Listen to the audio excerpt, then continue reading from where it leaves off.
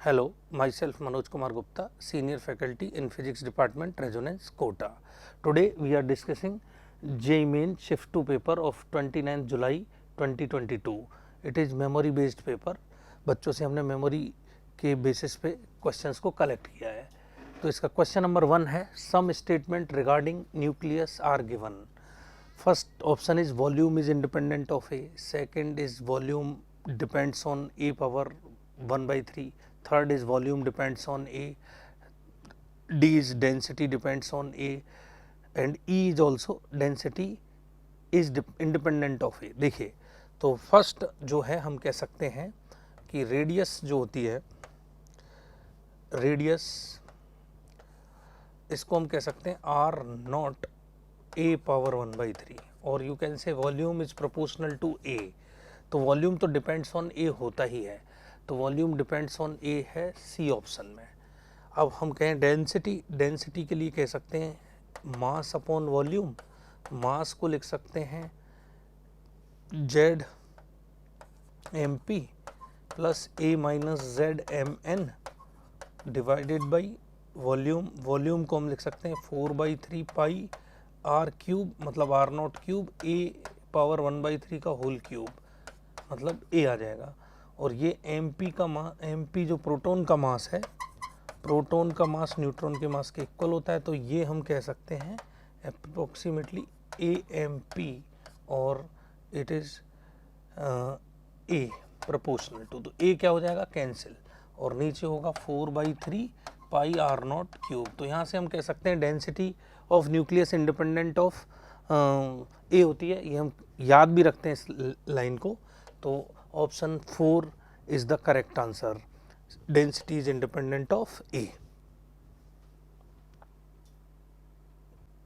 Question number 2. Parallel plate capacitor of capacitance C is shown in figure. If charge Q1 and Q2 are given to plates of capacitor, then potential difference between the plates. देखिए conducting plates हैं, तो हम जानते हैं कि जो inner plates हैं उन पर इक्वल एंड अपोजिट चार्ज आ जाएगा. तो इस प्लेट पर चार्ज होगा Q1 माइनस एक्स और इस प्लेट पर चार्ज होगा Q2 प्लस एक्स. और अब कंडक्टिंग प्लेट के अंदर इस प्लेट को थोड़ा मैं ऐसे करके बना लेता हूँ. तो ये x और ये माइनस एक्स, ये Q1 माइनस एक्स और ये Q2 प्लस एक्स. इस तरह से चार्ज का डिस्ट्रीब्यूशन होगा. यहाँ पर इलेक्ट्रिक फील्ड जीरो होता है. यहाँ पर इलेक्ट्रिक फील्ड जीरो करने के लिए हम कह सकते हैं कि Q2 plus X upon 2 epsilon not इस चार्ज की वजह से होगा. इन दोनों चार्ज का फील्ड कैंसिल हो जाएगा इस प्लेट के अंदर. एक x का इस तरफ होगा तो माइनस एक्स का इस तरफ होगा. Q1 माइनस एक्स का फील्ड इधर होगा, Q1 minus X upon 2 epsilon not. तो यहाँ से हम लिख सकते हैं कि नेट फील्ड जीरो है. इसका मतलब Q2 plus X upon 2a epsilon not is equal to Q1 minus X upon 2a epsilon not. E net zero है इसलिए तो ये कैंसिल. तो यहाँ से हम कैलकुलेट कर सकते हैं कि x will B Q1 minus Q2 upon 2. Question में गिवन भी है Q1 ग्रेटर देन Q2. तो ये हो गया Q1 माइनस Q2/2. तो सामने वाली प्लेट पे हो जाएगा माइनस Q1 माइनस Q2/2.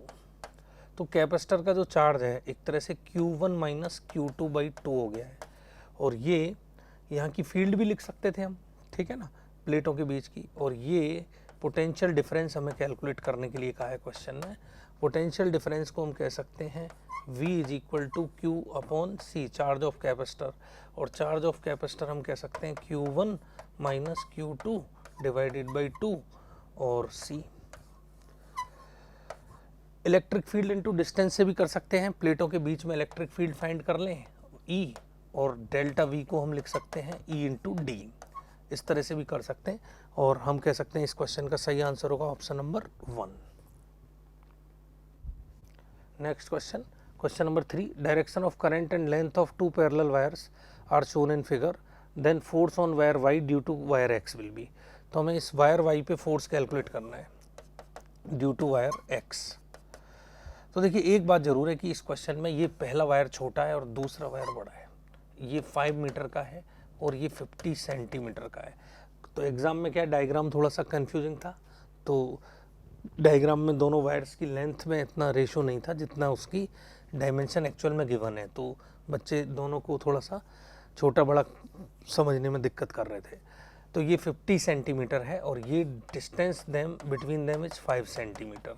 तो देखिए हम कैलकुलेट तो बड़े वायर की वजह से छोटे वायर पे ही फोर्स करेंगे। तो बड़े वायर का जो मैग्नेटिक फील्ड है यहाँ देख सकते हैं, इसमें करंट ऊपर है, इसमें भी करंट ऊपर है। तो इस लॉन्ग वायर जिसे हम इनफाइनाइट वायर मान सकते हैं, इनफाइनाइट वायर की वजह से यहाँ मैग्नेटिक फील्ड कैलकुलेट करते हैं तो मैग्नेटिक फील्ड होगा आउटवर्ड, और ये बी का जो वैल्यू होगा this will B mu naught, इसको मैं कह देता हूँ I1, mu not I1 upon 2 pi D B1। अब ये है I2, इस पर जो फोर्स होगा वो हम फोर्स कैलकुलेट करें तो ये जो फोर्स हमें मिलेगा I2BL DF, I2BDL, जिसे हम इंटीग्रेट भी कर सकते हैं, and this force DF, her element का फोर्स कैलकुलेट करेंगे तो सेम डायरेक्शन में आएगा I2BL और B1 को पुट कर सकते हैं mu not I1 upon 2 pi D. अब जहाँ तक डायरेक्शन की बात है, डायरेक्शन दोनों में करंट की डायरेक्शन सेम होती है तो हम जानते हैं कि दोनों के बीच अट्रैक्टिव फोर्स लगेगा, नहीं तो हम इसे कैलकुलेट भी कर सकते हैं। बी बाहर की तरफ है और आई ऊपर की तरफ है तो डायरेक्शन अट्रैक्शन की होगी, ये भी इसको अट्रैक्ट करेगा क्योंकि दोनों एक दूसरे पे इक्वल एंड अपोजिट फोर्स लगाएंगे।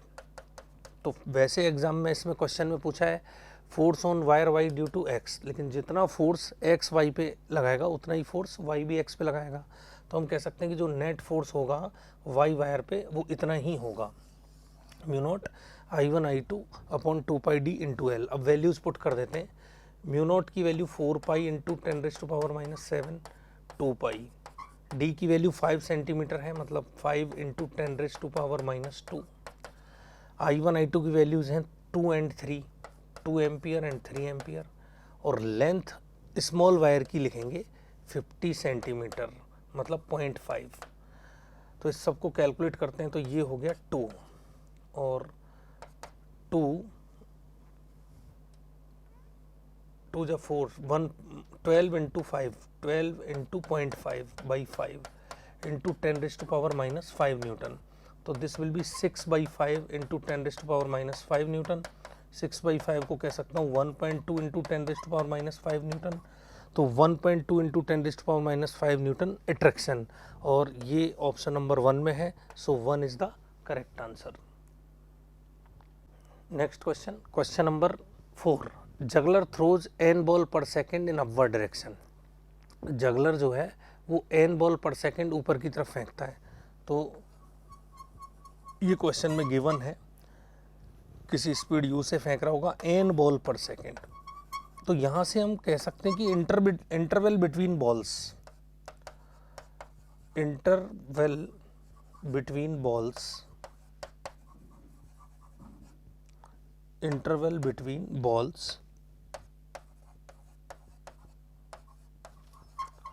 ये हो जाएगा 1/n। अब ये कहते हैं कि जब फर्स्ट, आगे क्वेश्चन में है if second ball is thrown when first ball reaches to maximum height, if second ball is thrown when first ball is thrown at maximum height, second ball and first ball is here,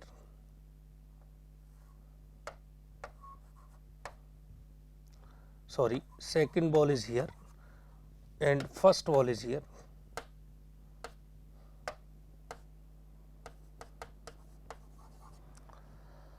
इस और it is at maximum height, मतलब इसकी velocity 0 हो चुकी है, तो actual में उसने 2 ही बॉल फेंकी है क्योंकि ये यहाँ मैक्सिमम पे पहुँच चुकी है, तो इसकी जो मैक्सिमम हाइट है उसको मैं लिख सकता हूँ u²/2g। ये हमें क्वेश्चन में पूछी है, तो h विल बी u²/2g, ये हम मैक्सिमम हाइट का फॉर्मूला यूज़ कर सकते हैं। हाँ, टाइम भी लिख सकते हैं कि ऊपर पहुँचने का जो टाइम होगा t, that should be equal to u/g, तो ये जो टाइम होगा वो u/g के बराबर है। ये कैलकुलेट कर सकते हैं हम v बराबर u + at से, v 0 है, u - gt, तो यहाँ से टाइम कैलकुलेट कर सकते हैं u/g से, और ये हम वी स्क्वायर बराबर यू स्क्वायर प्लस 2s से कैलकुलेट कर सकते हैं। वी जीरो है, ये यू स्क्वायर माइनस 2gh, तो h की वैल्यू होगी यू स्क्वायर बाई 2g, और u की वैल्यू यहाँ से हम कैलकुलेट कर सकते हैं g बाई एन। अब g बाई एन इसमें पुट कर देते हैं जिस तरह का ऑप्शन है, तो जी स्क्वायर बाई 2n स्क्वायर और एक g नीचे, तो एक कैंसिल हो जाएगा, g upon 2n square will be the correct option. तो g अपॉन 2n स्क्वायर ये फर्स्ट में है, first is the correct answer. Next question, alpha particle and protons are accelerated by same potential difference, find ratio of linear momentum. देखो alpha particle है, alpha particle है और proton है, दोनों को सेम पोटेंशियल डिफरेंस से एक्सेलरेट किया है, तो मोमेंटम का फॉर्मूला लिख सकते हैं, linear momentum P is equal to under root of 2m E kinetic, और P is equal to under root of 2m kinetic energy को लिख सकते हैं Q into accelerating potential, Q into accelerating potential, V accelerating. अब वो कह रहे हैं कि भाई एक्सेलरेटिंग पोटेंशियल सेम है, तो हम कह सकते हैं कि P1 upon P2 is equal to under root of m1 q1 upon m2 q2। अब हमें रेशो फाइंड करना है लीनियर मोमेंटम अल्फा पार्टिकल और प्रोटॉन का, तो this will be what, m alpha q alpha upon m proton q proton. m alpha को लिख सकते हैं 4mp और q अल्फा को लिख सकते हैं 2e, 2 इलेक्ट्रॉन के चार्ज के बराबर होगा mp, और q प्रोटॉन को e लिख सकते हैं, तो it will be root 8 divided 1, और इसको कह सकते हैं 2 रूट 2 डिवाइडेड बाई 1, तो 2 root 2 divided by 1 is the correct answer, जो कि फर्स्ट ऑप्शन में है। नेक्स्ट क्वेश्चन, इलेक्ट्रोस्टैट्स का सबसे सिंपल क्वेश्चन है, two identical conducting charge sphere A and B are placed at certain distance, NCERT में है इस तरह के क्वेश्चंस।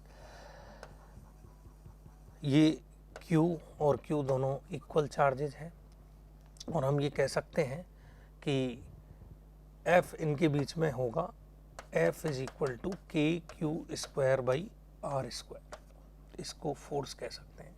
अब एक A और B बॉल्स हैं, एक C बॉल लेके आते हैं जिसे पहले A पर टच करते हैं, तो पहले जब A पर टच करते हैं तो कंडक्टिंग बॉल्स हैं, तो इनका चार्ज डिस्ट्रीब्यूट हो जाएगा। C बॉल पर पहले से कोई चार्ज नहीं है, जीरो चार्ज है। A बॉल से टच करते हैं तो A और C का चार्ज डिस्ट्रीब्यूट होकर हाफ हाफ हो जाएगा, तो A का चार्ज हाफ हो जाएगा, और C का खुद का चार्ज भी, C का चार्ज भी एक बार के लिए Q/2 हो जाएगा। अब C को B से फिर से टच कराते हैं, तो C और B का टोटल चार्ज जो है Q प्लस Q/2 हो जाएगा, दैट विल बी 3Q/2, जो कि डिस्ट्रीब्यूट होके आइडेंटिकल होने की वजह से हाफ हाफ हो जाएगा। तो फाइनली बी बॉल पर 3Q/4 चार्ज हो जाएगा, तो ये जो चार्ज है बी बॉल का फाइनल चार्ज 3Q/4 हो जाएगा, और सी बॉल का अपना खुद का चार्ज भी 3Q/4 हो जाएगा। अब ये क्वेश्चन में पूछा है कि फाइंड द फोर्स ऑन सी, इसके बीच में प्लेसमेंट के बाद, तो ये डिस्टेंस r/2 है और ये डिस्टेंस भी r/2 है, और अब हमें C पर फोर्स लिखना है। तो देखिए C पर एक फोर्स तो होगा, C पर एक फोर्स तो होगा इस तरफ, जो रिपल्सन होगा B और C के बीच में, ये होगा कितना K 3Q/4 का होल स्क्वायर, क्योंकि दोनों पर 3Q/4 चार्ज है, और डिवाइडेड बाई r²/4, r²/4 को ऊपर लिख देते हैं, ठीक है। और एक A और C के बीच का रिपल्सन होगा वो इस तरफ होगा, and that will B K Q/2 into 3Q/4, और डिवाइडेड बाई अगेन r²/4 को ऊपर लिख देते हैं, r²/4। So net force will be F is equal to F' is equal to 4K 9Q²/16 divided by r² minus 4KQ² 3/8 3/8 divided by R square. तो K Q square by R square को common ले लेते हैं, K Q square by R square को common ले लेते हैं, and जो फोर्स बचेगा वो क्या बनेगा देखते हैं, K Q square by R square. So it will be what, 4 9/16, तो 4 से ये कैंसिल हो जाएगा 4 टाइम्स, तो दिस विल बी 9/4 माइनस ये 4 से ये 2 टाइम्स कैंसिल हो जाएगा, this will B 3/2।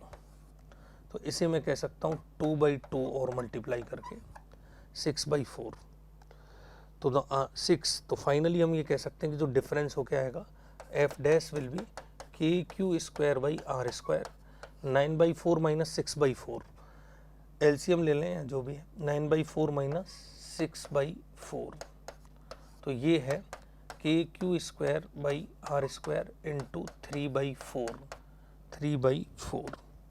So finally answer हमें दिखाई दे रहा है 3/4 इंटू एफ, 3/4 इंटू एफ के बराबर फोर्स ऑफ चार्ज सी पर लगेगा, और 3/4 इंटू एफ है सेकेंड ऑप्शन में, so second is the correct answer.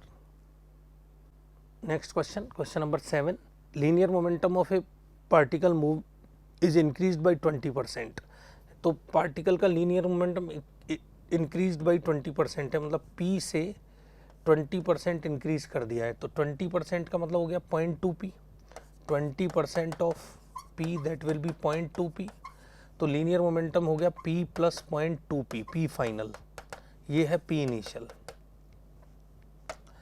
तो इसको हम कह सकते हैं 0.2p मीन्स 1.2p, ये लीनियर मोमेंटम है। तो percentage change in kinetic energy पूछा है, तो एनर्जी जो है it is proportional to P square, क्योंकि एनर्जी का फॉर्मूला हम लिख सकते हैं पी स्क्वायर बाई 2m, तो energy proportional to P square है, तो ई डैश या ई फाइनल को हम कह सकते हैं it is proportional to 1.2p square, तो 1.2p का होल स्क्वायर, तो it is what 1.44 P square. तो मैं ऐसा कह सकता हूँ कि यदि ये ई है तो ये हो जाएगा 1.44 ई एनर्जी हो जाएगा। तो परसेंटेज इंक्रीज जो होगा that will be E final minus E initial upon E initial into 100। तो हमें पता लग गया कि एनर्जी 1.44 टाइम्स हो गई है, तो it will B 1.44 minus 1 into E divided by E into 100, और ये ई से ई क्या हो जाएगा कैंसिल, तो 0.44 into 100 means 44%, so 44% is the correct answer. Next question, question number 8, at a place on earth surface vertical component of earth magnetic field is this. Vertical component of earth magnetic field, तो vertical component of earth magnetic field हमें given है, तो हम कह सकते हैं this will be basically BV, और ये हमें गिवन है this will be 6 into 10⁻⁻5 Tesla. Vertical component of earth magnetic field है हमारे पास। एंगल ऑफ डिप भी है, इसका मतलब बी नेट हम इधर मान लेते हैं, और एंगल ऑफ डिप हो जाएगा ये BH होगा, तो ये एंगल ऑफ डिप को लैम्डा कह देते हैं। एंगल ऑफ डिप हमें गिवन है 37 degree. Find the net earth magnetic field at this place. तो हम बी नेट को कैलकुलेट करना चाहते हैं, तो ये जो वर्टिकल कंपोनेंट है इसे लिख सकते हैं इस तरफ बी नेट साइन 37, ये बी नेट साइन 37, और हॉरिजॉन्टल हो जाएगा बी नेट कॉस 37। लेकिन हमें वर्टिकल कंपोनेंट गिवन है ये, तो B net sine 37 is what vertical component. B net हमें कैलकुलेट करना है, तो B net is equal to B vertical upon sine 37। बस सिंपल क्वेश्चन है एकदम। बी वर्टिकल क्वेश्चन गिवन है हमें 6 इंटू 10⁻⁻5, और साइन 37 विल बी 3/5। इसे सॉल्व कर लेते हैं, तो साइन 37 3/5 होगा, तो it will B 2 into 5 into 10⁻⁻5 Tesla, और इसे हम कह सकते हैं 10⁻⁻4 टेस्ला। 10⁻⁻4 टेस्ला फर्स्ट ऑप्शन में है, so first is the correct answer. Next question, question number 9, a light ray incident on a slab at angle 45 degree. तो देखिए इस तरह की कोई स्लैब है, उस पर ये लाइट रे 45 डिग्री एंगल पर इंसिडेंट होती है। ये स्लैब है और इस स्लैब में डेविएट्स बाई 15 डिग्री, तो यहाँ से ये 15 डिग्री से डेविएट हो जाती है।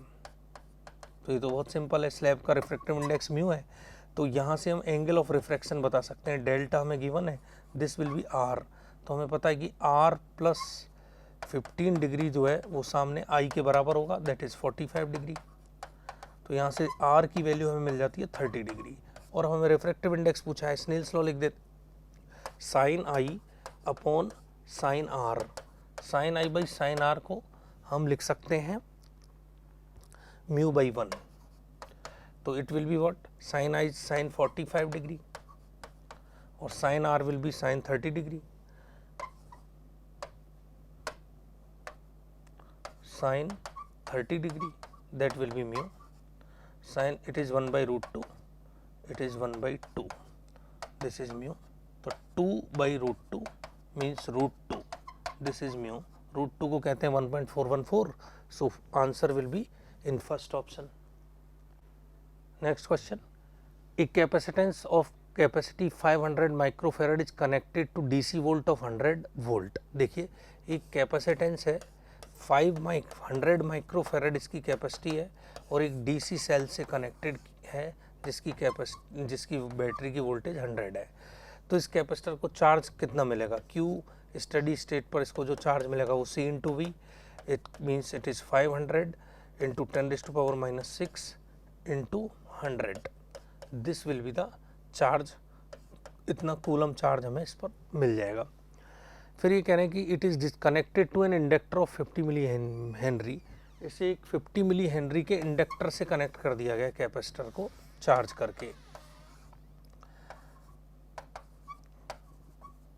इस स्थिति से इसे कनेक्ट कर दिया है 50 मिली हेनरी के इंडक्टर से। तो what is the maximum current in the circuit, तो देखो ये एलसी ऑसिलेशन का क्वेश्चन है। यहाँ पर अभी फिलहाल यू मैक्स की जो वैल्यू है this will be Q square by 2c। कुछ देर बाद जब ये एनर्जी यहाँ से इलेक्ट्रोस्टैटिक एनर्जी जो है वो मैग्नेटिक फील्ड की एनर्जी में कन्वर्ट होगी और ये एनर्जी मैग्नेटिक फील्ड में चली जाएगी, तो कुछ समय के बाद कैपेसिटर पर जब चार्ज 0 होगा तो सारी एनर्जी इंडक्टर में पहुंच जाएगी। और हम जानते हैं इंडक्टर में एनर्जी का फॉर्मूला होता है हाफ एल आई स्क्वायर, और मैक्सिमम के लिए हम लिख सकते हैं यू एल मैक्स। तो कुछ समय के बाद ऐसा होगा कि जो कैपेसिटर की सारी एनर्जी है यू मैक्स कैपेसिटर वो सारा यू एल मैक्स में कन्वर्ट हो जाएगा। तो यहाँ से बड़े आराम से हम आई मैक्स की वैल्यू निकाल सकते हैं, this will be Q max square by 2c divided by half L I max square. Question में हमसे आई मैक्स पूछा है, तो ये कई तरह के क्वेश्चन हम क्लास में करते हैं इस तरह के। 2 से 2 क्या हो गया, कैंसिल, और हम कह सकते हैं कि आई मैक्स का जो वैल्यू आने वाला है that will be Q max divided by under root L C. अब इसे सॉल्व कर लेते हैं, Q max divided by under root L C. देखिए क्यू मैक्स की वैल्यू हमने कैलकुलेट की है, वो लिखी है ऊपर। क्यू मैक्स की वैल्यू है, यहाँ लिख देता हूँ आई मैक्स। क्यू मैक्स की जो वैल्यू है वो है हमारे पास ये 500 into 10⁻⁻4 upon under root L C की वैल्यू मैं यहाँ लिख देता हूँ। एल की वैल्यू है 50 मिली हेनरी, 50 इंटू 10⁻⁻3 और इट विल बी 500 इंटू 10⁻⁻6। तो ये टोटल हो गया 20, ये 1 2 3 ये तीनों कैंसिल हो जाएंगे, मतलब यहाँ से 10⁻³ बाहर आ जाएगा।